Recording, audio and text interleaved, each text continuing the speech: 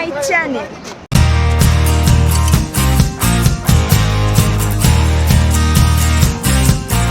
আজকে আমরা যাচ্ছি কার্গিলের দিকে। তো সোনমার্গ হয়ে আমরা কার্গিল যাব, একটু ব্রেকফাস্ট করবো, দেন আবার শুরু হবে আমাদের জার্নি।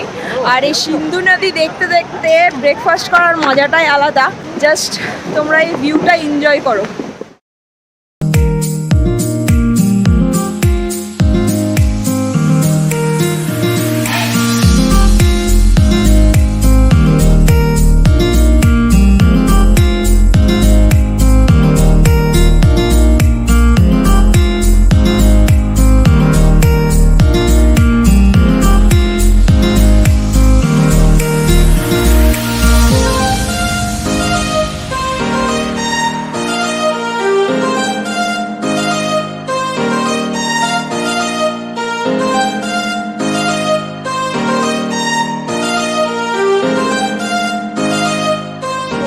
আমরা ছাড়িয়ে এসেছি এখানে, মানে জানি না এখানে কোনো একটা রুলস আছে যে একটা টাইমিং আছে, এত টাইমিংয়ের পর তারপরে আবার এতগুলো গাড়ি ছাড়া হবে, এরকম সামথিং বললো যে 10টা পর্যন্ত গাড়ি ছাড়া হয়েছে, তারপরে আবার 1টা থেকে গাড়ি ছাড়া হবে। মানে আমাদের এখানে এখন বাজে 11:30 অলমোস্ট।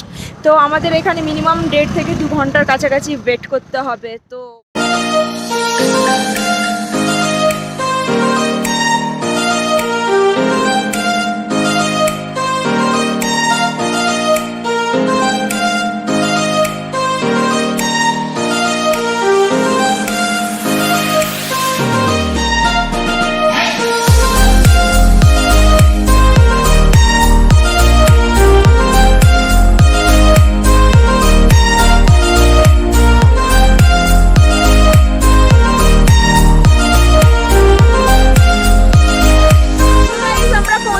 জিরো পয়েন্টে এখানে যে গামবুট হয় ওই বুটের দাম হচ্ছে 100 টাকা, ভাড়া করতে পারেন পার হেড।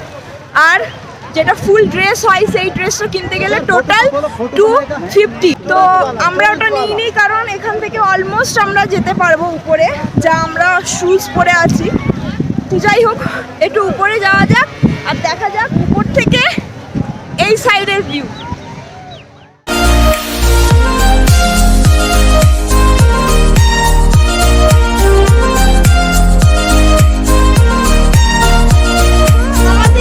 জিরো পয়েন্ট ঘোরা হয়ে গেলে, এখানে টোটাল 1 ঘন্টা টাইম দিয়েছিল। আমরা খুব এনজয় করেছি। এবার আমরা যাচ্ছি কার্গিল। এবার এখান থেকে কার্গিল আই থিঙ্ক আরো 100 কিলোমিটার দূরে। চলো শুরু করা যাক নেক্সট কার্গিলের ট্রিপ, তাই তো ভাই? এবার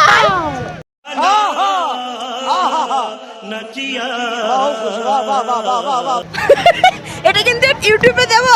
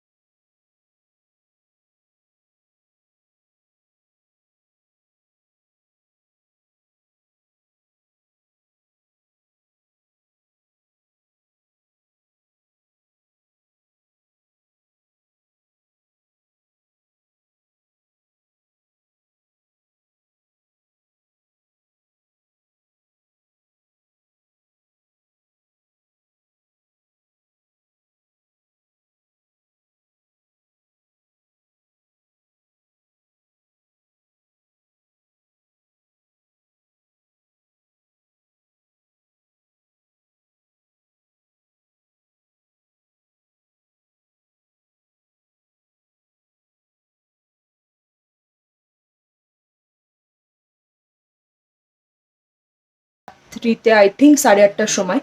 আর আমরা হোটেল গ্রিনল্যান্ডে উঠেছি। আর আজ সকালবেলা আমাদের আবার জার্নি করতে হয় প্রায় 10 ঘন্টা, মানে আমরা যাচ্ছি লেতে, ফাইনালি লে। I am so so so so excited. আজকে জার্নিটা অনেক অনেক অনেক ঘন্টার, মানে মিনিমাম এখান থেকে 230 কিলোমিটার আই থিঙ্ক এরকম টাইপ পড়লো। তো চলো যাওয়া যাক লেতে। আর সবার তো ড্রিম প্লেস, আমার dream place. Let's get start the video guys, bye bye. और अगर तुम लोग नए हो तो सब्सक्राइब करो, वो जो लाल वाला बटन है उस पर फूट फेंक के मारो या फिर मोमबत्ती, मुझे नहीं पता, बस क्लिक हो जाना चाहिए।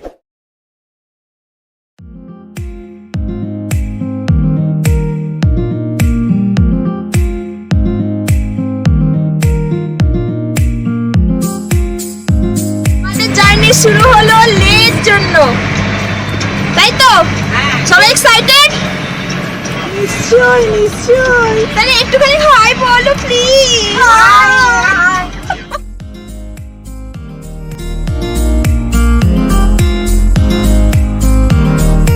এই যে জায়গাটায় আমরা দাঁড়িয়েছি 10 মিনিটের জন্য। সামনে হচ্ছে মূলবেগ।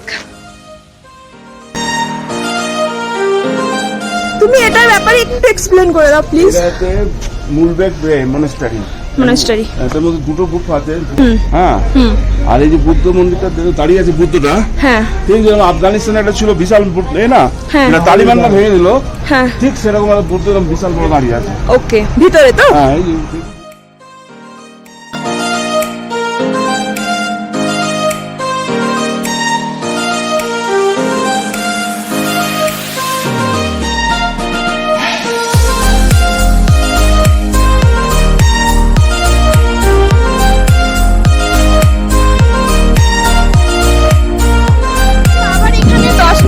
Break and look at the view.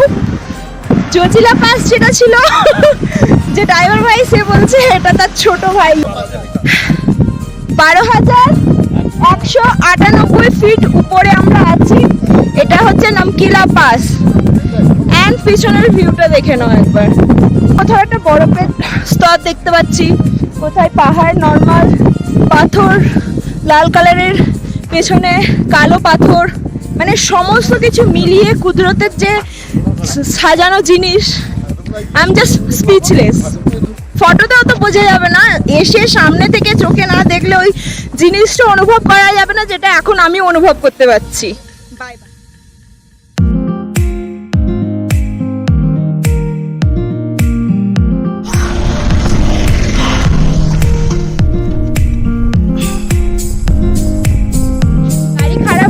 মানে খিদেও পেয়ে গেছে, তো এখানে আমরা একটু স্টে করব। ভাবলাম আমরা যে এখানে একটু লাঞ্চ করা যাক। এই ধাবা পাঞ্জাবি ধাবা।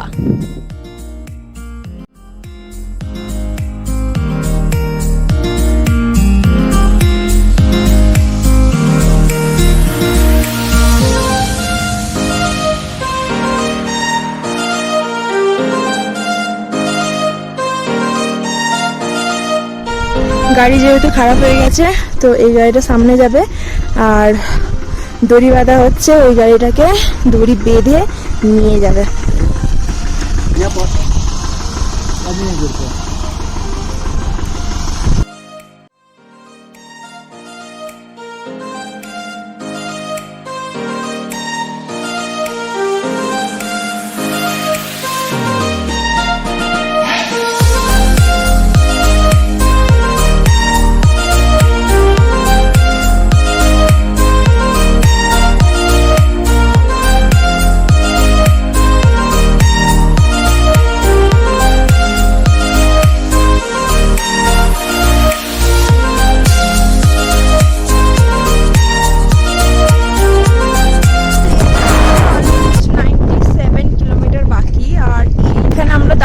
এখানে কোভিড টেস্ট হচ্ছে, তো কোভিড টেস্ট হয়নি, তো এখানে আর্টিফিশিয়াল রিপোর্ট করতে হচ্ছে।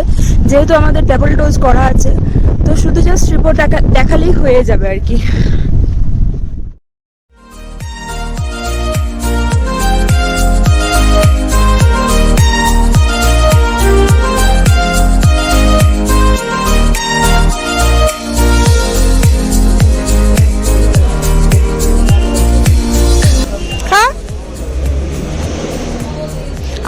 পাটা ধরেই আছে। মা আমার পা কেন খাচ্ছিস ভাই? পায়ে কিছু নেই ভাই। তাকে তুলে নিয়েছে এরকম হাতে করে একটা বাটি দিয়েছে না, গলায় কাঁটা আটকে দিয়েছিল, মারা গেল। বাপ দেখি দুটো কাঁদছে। এই জায়গাটা হচ্ছে ম্যাগনেটিক হিল। আমাদের যেহেতু গাড়ি খারাপ হয়ে গিয়েছিল বলে সেই কারণে রাত্রিবেলা আমরা ম্যাগনেটিক হিলে পৌঁছেছি। বাট এটা আমরা দিনের বেলাতেই দেখে নিতে পারতাম, আর মেবি এখানে দাঁড়িয়ে একটু ফটোশুটও করা যেত, কিন্তু এখন আমাদের লাক খারাপ। তো এটা ম্যাগনেটিক হিল, আর এখানে বড় বড় গাড়িগুলোকে খুবই লো করে দেয় আর স্পিডে যেতে দেয় না। ছোট গাড়িগুলো তবু মোটামুটি স্পিডে চলে যেতে পারবে, কিন্তু বড় গাড়িগুলোকে আটকে দেয়।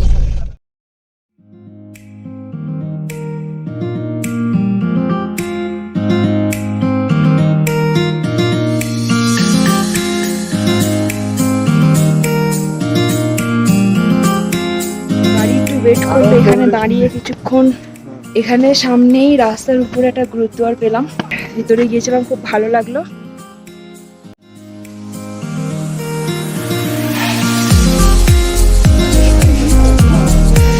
আমরা যুদ্ধ করার পরে ফাইনালি আমাদের ডেস্টিনেশন লেতে পৌঁছে গেছি।